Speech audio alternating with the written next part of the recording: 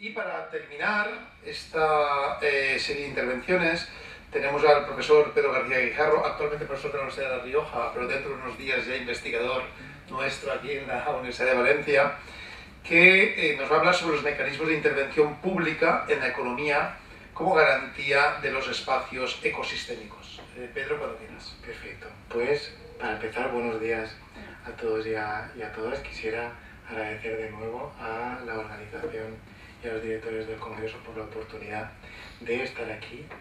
hablando sobre este tema que forma parte, en cierto modo, de mi tesis, y también por darme una razón, ¿no?, para salir unos cuantos días de La Rioja y poder volver aquí a casa para estar transmitiéndoles estas ideas o bosquejos iniciales de mi investigación en el día de hoy.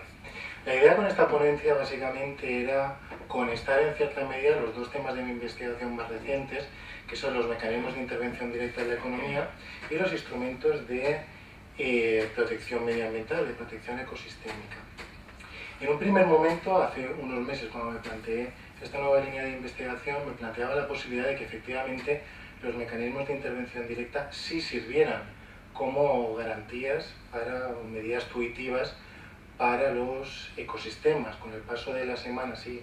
ya habiendo presentado el título de la ponencia, me di cuenta de que quizá efectivamente tendría que ser también interrogativo y no tanto explicativo o descriptivo, porque empezaron a salir pues todas las dudas o cuestiones acerca de la viabilidad de esta perspectiva. Ya en el paso de las dos últimas semanas me he convencido de que debería haber sido directamente negativo en cuanto a que creo que no pueden ser utilizados, al menos desde el sentido o la perspectiva que yo les quería dar como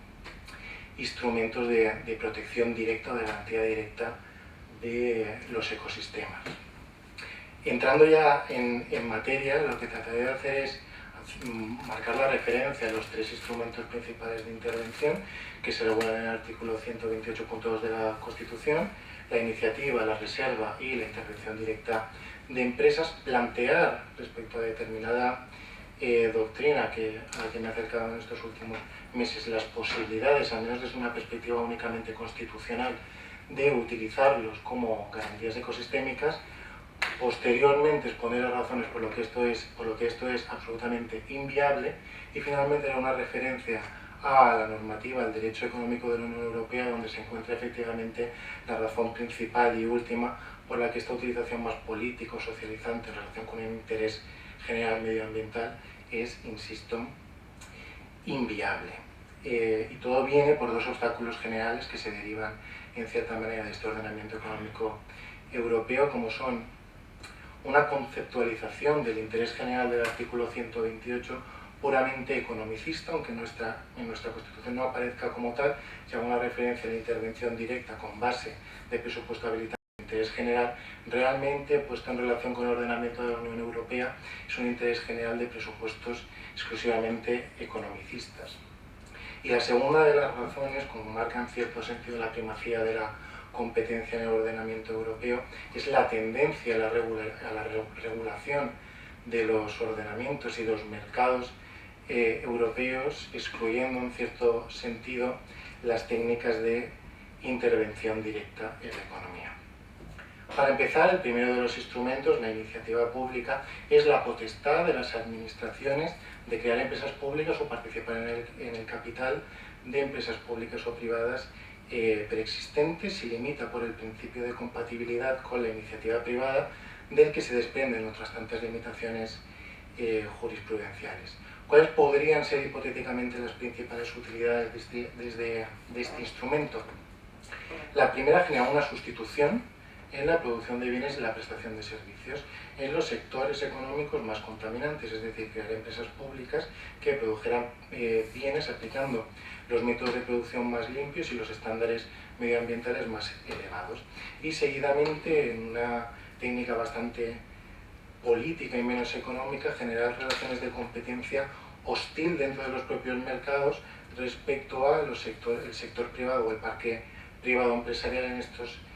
sectores, que fuera contaminante, de tal forma que las empresas públicas pudieran establecer unos precios públicos muy bajos, lo suficientes para renovar su capital constante, generar una competencia de precios a la baja y expulsar al sector privado ineficiente o contaminante, o al menos hacer muy complicado, menos lucrativo el mantenimiento de estas empresas en sectores altamente contaminantes. Evidentemente esto debería ser acompañado de medidas de apoyo, subvenciones o rebajas fiscales a las empresas que ya cumplieran con los máximos estándares en métodos de producción, los máximos estándares medioambientales o que estuvieran demostrando en los últimos años una reducción de las emisiones o la polución a los ecosistemas. Esto es absolutamente inviable en el marco del derecho de la Unión Europea, precisamente porque el principio de competencia que se sacraliza en el ordenamiento económico de la Unión Europea convierte en inviable unas prácticas que realmente son de falseamiento de la competencia dentro de estos mercados y de expulsión sistemática y artificial de los competidores privados dentro de los mercados, de tal manera que resultaría inviable, y aun siendo posible que la empresa se suministrara a sí mismo, fuera autosuficiente con esta reducción de precios y el mantenimiento de máximos estándares, siempre quedaría la posibilidad de recurrir al límite jurisprudencial del interés público que se desarrolla en la jurisprudencia del Tribunal Supremo y del Tribunal Constitucional para aducir que la intervención del Estado mediante esta iniciativa pública no guarda relación con ningún interés público y por tanto anular la constitución de estas empresas, de tal manera que esta forma de garantía mediante la iniciativa es inviable. Después tenemos la reserva de los sectores, de los recursos o de los servicios que se consideren esenciales, que consta de dos fases. La primera es la expulsión, la prohibición de ejercicio de la actividad económica por los particulares en una actividad económica que guarde relación con unos recursos o unos servicios esenciales, y la segunda fase es la publificación, es decir, la transferencia de la propiedad privada a la propiedad pública de las organizaciones empresariales en este sector. ¿De qué manera se podría utilizar como garantía? Básicamente encontrando sectores, actividades, recursos o servicios que cumplieran al mismo tiempo con las notas de ser altamente contaminantes y a su vez esenciales, de tal manera que se pudieran reservar por los poderes públicos y posteriormente transferir su gestión mediante régimen muy estricto de concesionario administrativo, estableciendo, insisto, un régimen muy estricto de protección medioambiental en el ejercicio de la actividad económica que estuviera reservada. De nuevo, esto es también imposible porque, como han comentado en las primeras ponencias del día de hoy, la forma en que articula el ordenamiento de la Unión Europea el concepto de servicios de interés general económico y la subdivisión entre servicios públicos que sean reservables o no sean reservables, acota muchísimo cuáles son los recursos o los servicios que pueden ser reservados por el Estado en relación con su esencialidad. Es decir, en el ordenamiento europeo se desarrolla un concepto hiperrestrictivo de la idea de esencialidad, de tal manera que la mayoría de los sectores contaminantes que se podrían intentar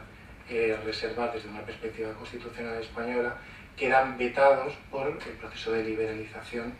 europea en la materia, de tal manera que la reserva tampoco podría servirnos. Y finalmente tenemos la intervención,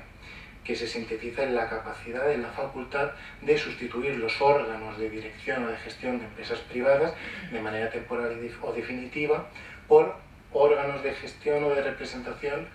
públicos en situaciones en que una empresa se encuentre al borde del colapso de la crisis económica financiera, en aquellos supuestos en que este colapso pudiera generar un daño o un perjuicio a algún interés general. ¿De qué manera se podría utilizar? De manera preventiva o restaurativa, es decir, si observamos que hay una empresa que está al borde de provocar un daño o un perjuicio en la protección de los ecosistemas, intervenir previamente, o si vemos que ya lo ha provocado y no está frenando el daño o no lo está restituyendo a tiempo, intervenir los órganos de dirección y solucionarlo a tiempo para después devolver la gestión de la empresa a sus titulares o a sus órganos directivos. ¿Por qué esto también es imposible? Porque se parte de un presupuesto economicista en la intervención, es decir, el presupuesto es que hay un interés general que proteger, pero el presupuesto del presupuesto es que la empresa esté al borde de un colapso financiero. Entonces, aquellas empresas que estén perfectamente, en un sentido financiero, pero que aún así estén al borde de provocar un daño medioambiental o ya lo hayan provocado y no lo hayan restituido, no se puede intervenir directamente contra ellas porque no tienen esta situación de crisis financiera. Además, esto se suma a la tendencia en el ordenamiento europeo a priorizar la regulación en vez de la intervención, de tal manera que siempre y cuando se cumplan los límites regulativos ya se entiende protegido el interés general en un sentido medioambiental. Como pueden observar, todas estas limitaciones descienden del ordenamiento de la Unión Europea. El principio de competencia sacralizado en los artículos 3.3 del Tratado de la Unión Europea o en el 101 a 109 del Tratado de Funcionamiento, y también en el resto de reglamentos y de directivas, impiden directamente, por este carácter economicista, el uso más político o socializante de la iniciativa pública o de la reserva. En este sentido, de la misma manera, la hiperrestrictividad de la esencialidad y el concepto de servicios de interés económico general aplazan o impiden la posibilidad de reservar recursos o servicios en actividades económicas mucho más contaminantes, y como comentaba, la tendencia a la regulación y no a la intervención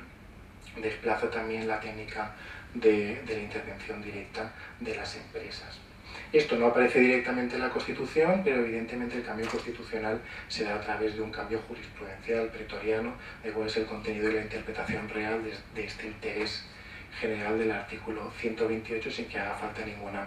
reforma constitucional, simplemente aplicando las lógicas de la aplicabilidad directa y el efecto directo y la primacía del derecho de la Unión Europea. Y ante esta situación, y si es este el camino que queremos seguir, una mayor intervención económica como garantía de los ecosistemas, se me plantean dos propuestas o soluciones. La primera, absolutamente utópica, que sería reformar el ordenamiento económico de la Unión Europea, las características de la esencialidad o de los servicios de interés económico general o de las normas de competencia, algo que no parece viable porque en este momento son los fundamentos de las libertades fundamentales económicas y de la unión económica y del mercado único. Y la otra posibilidad que sí encuentro viable es reconducir todas estas medidas no como garantías directas, todos estos instrumentos no como garantías directas del medio ambiente, sino como medidas de fomento. Evidentemente sí, desde lógicas antropocéntricas, por desgracia es complicado en el marco de la Unión Europea solucionarlo,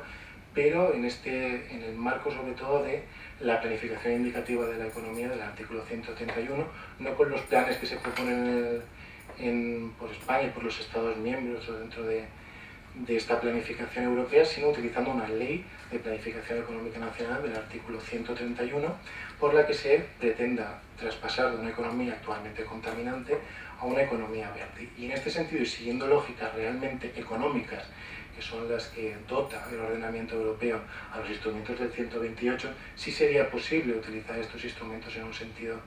de fomento medioambiental. Por ejemplo, la iniciativa pública para que los poderes públicos crearan empresas que pudieran apoyar la producción de bienes tecnológicos o de alta tecnología necesaria en el proceso de transición a economías verdes. La reserva, en este caso sí, para reservar recursos energéticos minerales que fueran esenciales para proveer todo este procedimiento de producción y de cambio tecnológico hacia una economía verde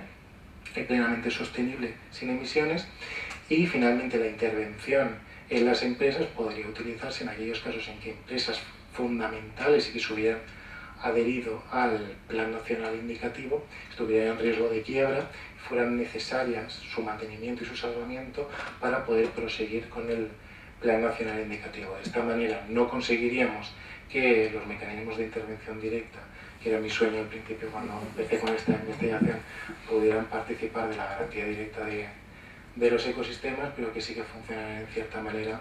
como medidas de fomento para al menos acercarnos a una economía más verde y sostenible. Gracias.